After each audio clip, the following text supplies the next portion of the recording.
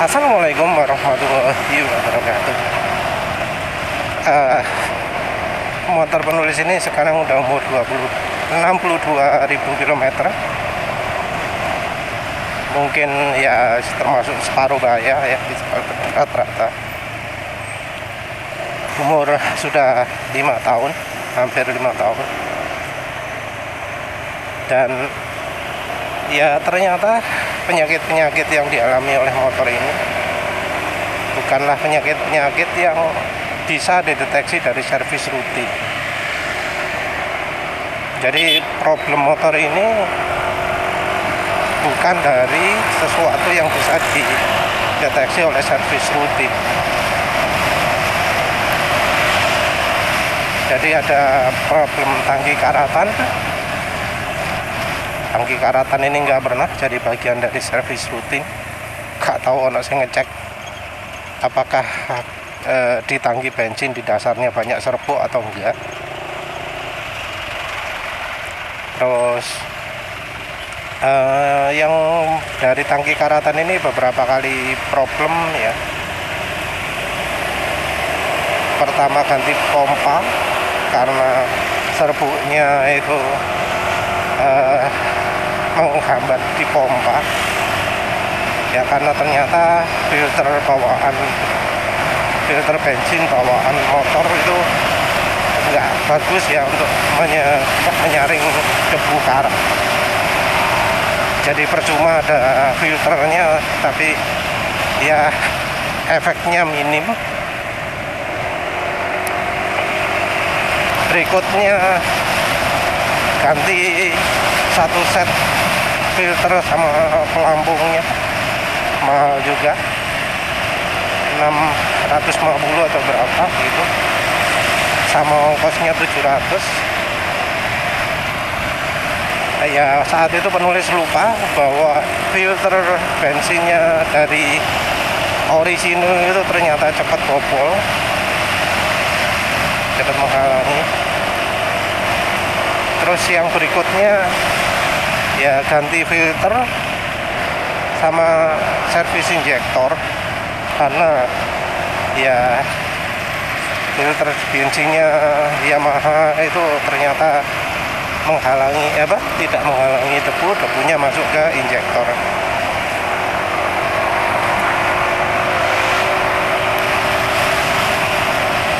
Jadi ya ketiganya itu bukan penyakit yang bisa dideteksi oleh servis rutin. Penyakit lain kampas rem, yaitu ya apa ya, paling kalau servis rutin dilihat sudah tipis atau enggak. Ada tipis ya belum tentu enggak fungsi, karena ya ganti bengkel, ganti rem nggak pernah dapat yang maksimal.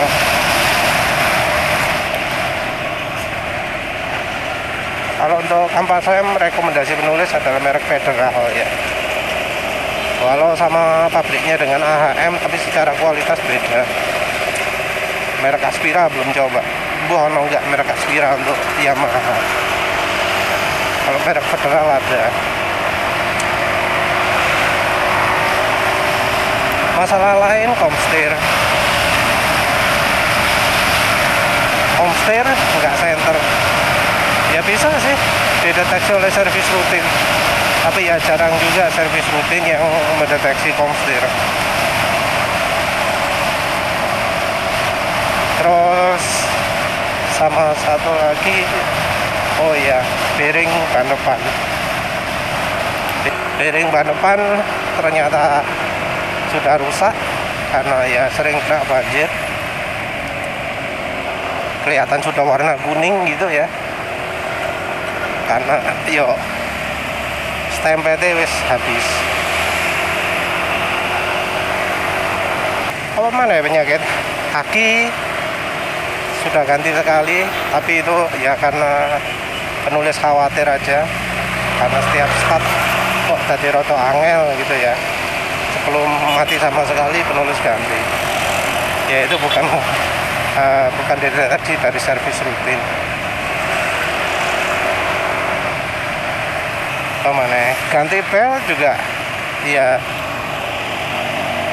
ganti pelnya karena kilometer sih, penulis ganti di kilometer 35 32 mungkin.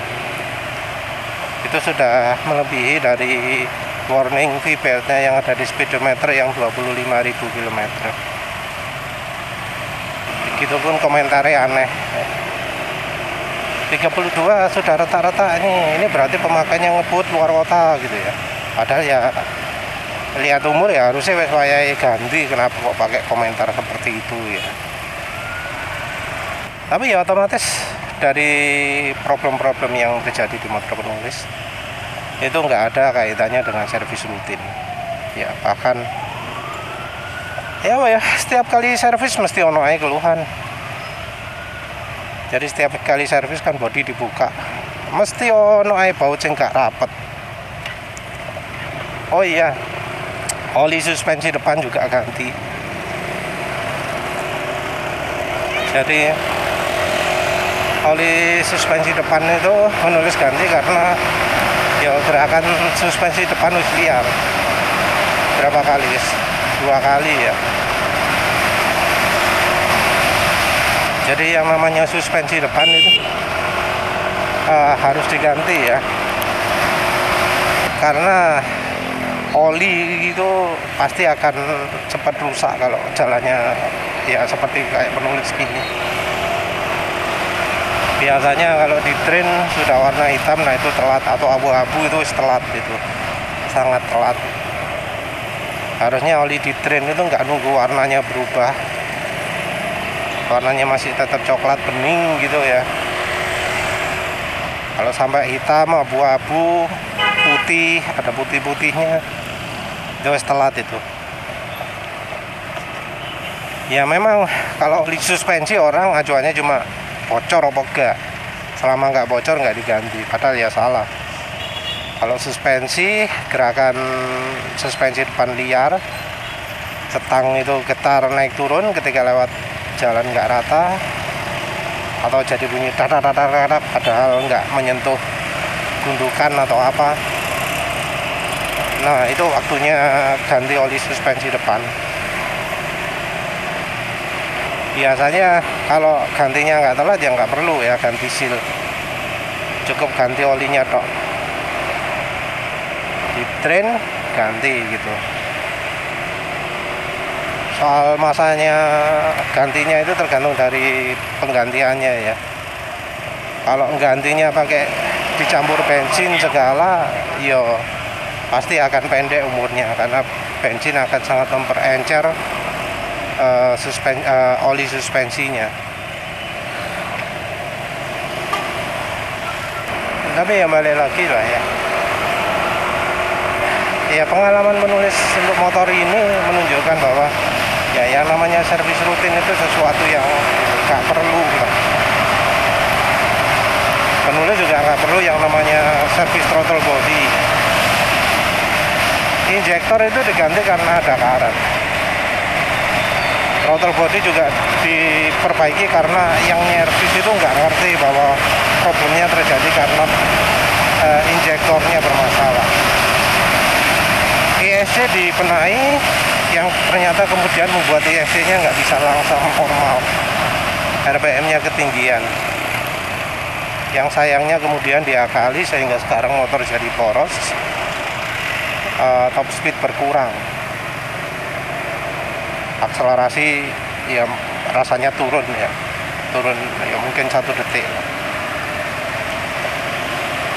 Penulis nggak perlu melakukan servis throttle body karena filter penulis sudah dirubah juga, sudah nggak standar lagi. Jadi filternya sudah pernah dicuci air sabun. Salah satu efek mencuci filter dengan air sabun adalah membuat filternya jadi jauh lebih rapat.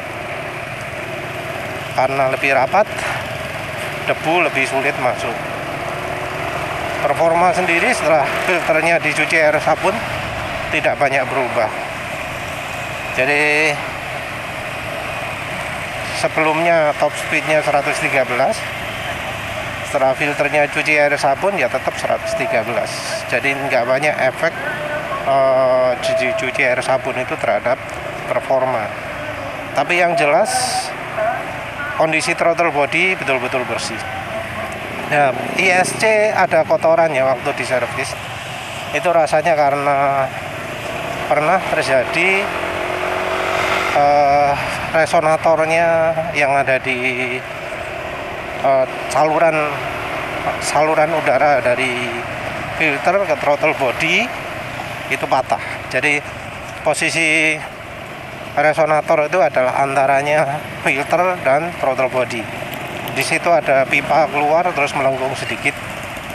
Nah, itu patah. Duh, apa? Sekarang penulis ganti botol ya. Ganti botol plastik. Ya lumayan lah. Nggak bocor lagi.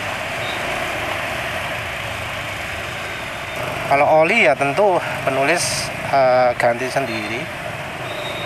Kebetulan ya cukup gampang.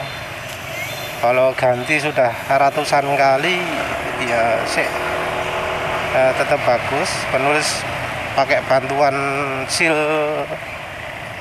dari O-ring karet yang tipenya Viton, tipenya yang tahan panas.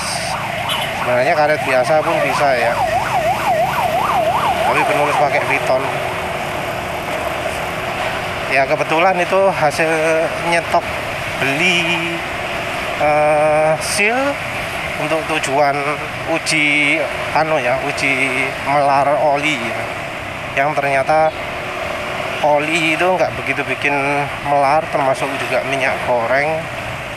Cuma minyak gorengnya yang merek murah, yang buatannya Wilmar, yang merek Sania, Fortune itu yang bikin melar. Kalau nggak gitu nggak begitu. Yang bikin melar justru minyak rem ya.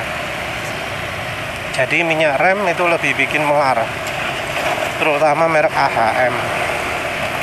Jadi ada seal rubber, ada seal Viton.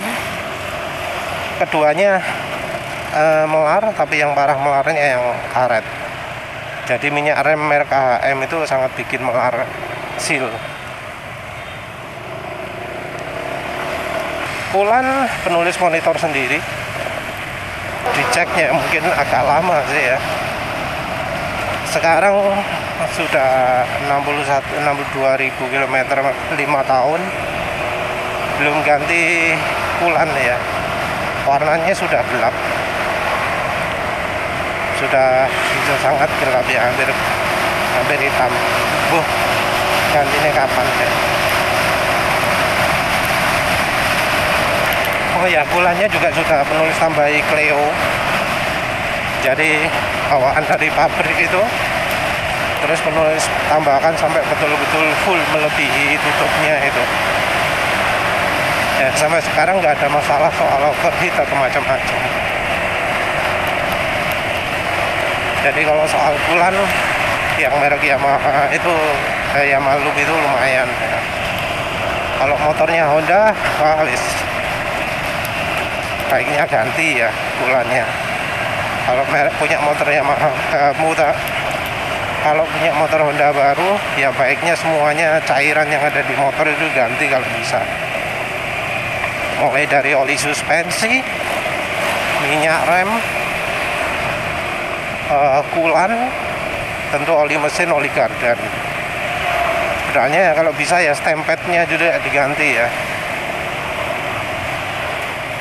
Untuk mereknya, untuk kulan bisa pakai Prestone atau ya Yamaha Loop boleh, karena ya terbukti oke. Terus oli suspensi depan pakai Yamaha Loop karena alternatifnya jauh lebih buruk.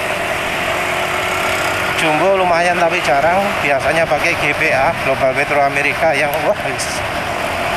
itu awet kode karo AHM. untuk stempet pakai punya Suzuki ya, malu mestinya juga oke.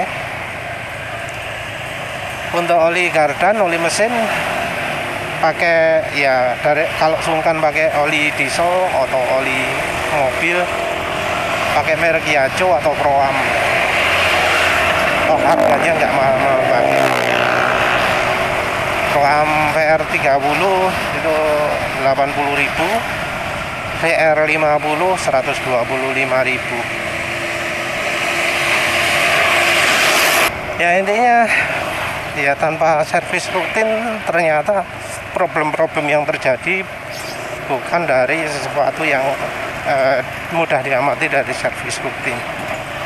Kebanyakan enggak. Oh ya, lampu belakang mati pernah ganti, tapi ya ganti sendiri sih. Bisa diamati sendiri kalau itu ya. Ya sudah, itu saja. Terima kasih sudah menonton. Assalamualaikum warahmatullahi wabarakatuh.